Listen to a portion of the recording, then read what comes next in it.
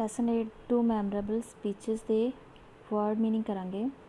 Destiny ਕਿਸਮਤ, ਪਲੇਜ ਵਚਨ, struggle ਸੰਘਰਸ਼, ਵਾਈਟਲ ਮਹੱਤਵਪੂਰਨ, ਬੇਟਰੇ ਧੋਖਾ ਦੇਣਾ, ਇਗਨੋਰੈਂਟ ਅਗਿਆਨੀ, ਇੰਟੈਂਡ ਉਦੇਸ਼, ਜਸਟਿਸ ਨਿਆਂ, मैसेज संदेश, अपॉइंटेड निश्चित, विज़न सुपना, अपॉर्चुनिटी मौका, प्रॉस्पेरस धनी ते खुशहाल, वर्ज किनारा, एडवांस उन्नति करना।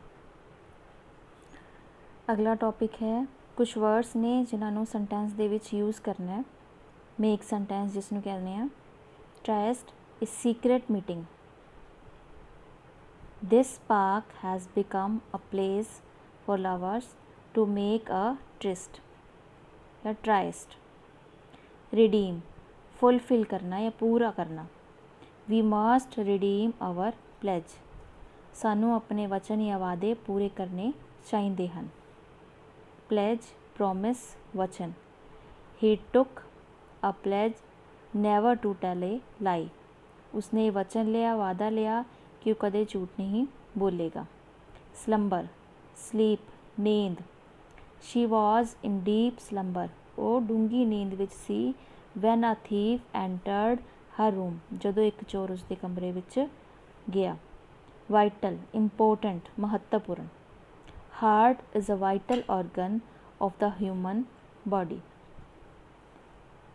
मनुख दी शरीर लई दिल बहुत इंपोर्टेंट अंग है, खास अंग है। चेरिश्ड लव डीपली तीव्र इच्छा रखना।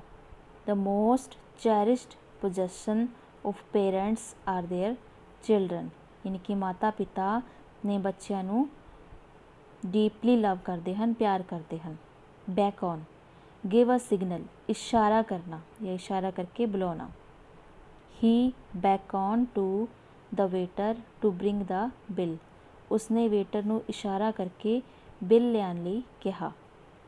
इग्नोरेंट लेकिंग नॉलेज अनजान किसी चीज़ तो अनजान होना।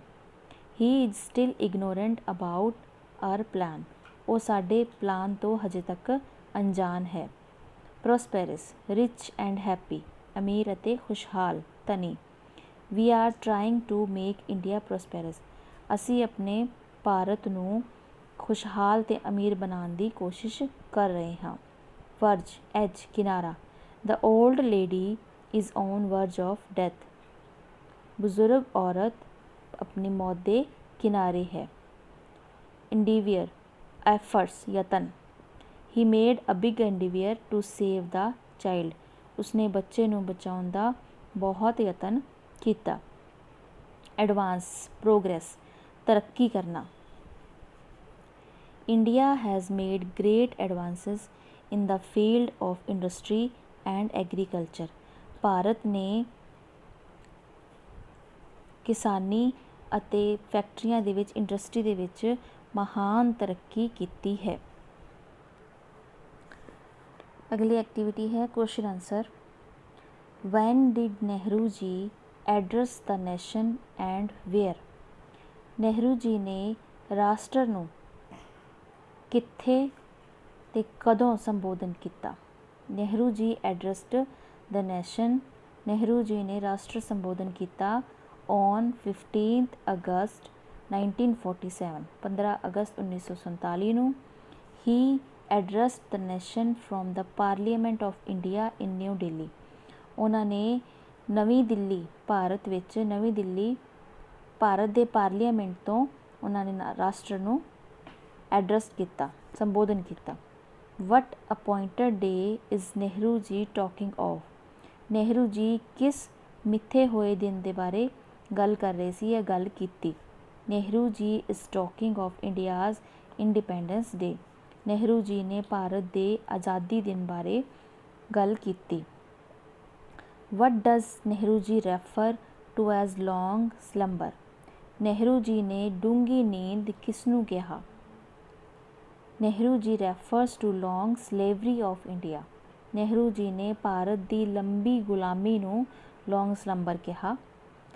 ਨਹਿਰੂ ਜੀ ਸੇਜ਼ ਮੇ ਦਾ ਸਟਾਰ ਨੈਵਰ ਸੈਟ। ਵਿਚ ਸਟਾਰ? ਨਹਿਰੂ ਜੀ ਨੇ ਕਿਹਾ ਸੀ, ਜਾਂ ਨਹਿਰੂ ਜੀ ਕਹਿੰਦੇ ਹਨ ਕਿ ਇਹ ਸਿਤਾਰਾ ਕਦੇ ਨਾ ਡੁੱਬੇ, ਕਦੇ ਅਸਤ ਨਾ ਹੋ। ਵਿਚ ਸਟਾਰ? ਕਿਹੜਾ ਤਾਰਾ? ਵੈਨ ਨਹਿਰੂ ਜੀ ਸੇਜ਼ ਮੇ ਦਾ ਸਟਾਰ ਨੈਵਰ ਸੈਟ। ਜਦੋਂ ਨਹਿਰੂ ਜੀ ਨੇ ਕਿਹਾ ਕਿ ਇਹ ਤਾਰਾ ਕਦੇ ਅਸਤ ਨਾ ਹੋ, he refers to star the star of freedom. ਉਹਨਾਂ ਨੇ ਇਹ ਆਜ਼ਾਦੀ ਦੇ ਤਾਰੇ ਦੀ ਤਰਫ ਇਸ਼ਾਰਾ ਕੀਤਾ। ਵਟ does Nehru ji say shell B hour ਇੰਡੀਵੀਅਰ।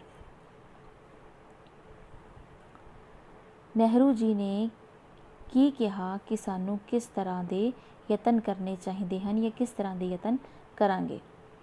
According to Nehru ji ਦੇ ਅਨੁਸਾਰ our endeavour shall be to bring freedom and opportunity to the common man, ਕਿ ਆਮ ਇਨਸਾਨ ਲਈ ਆਜ਼ਾਦੀ ਦੇ, ਤਰੱਕੀ ਦੇ ਮੌਕੇ ਲਿਆਵਾਂਗੇ।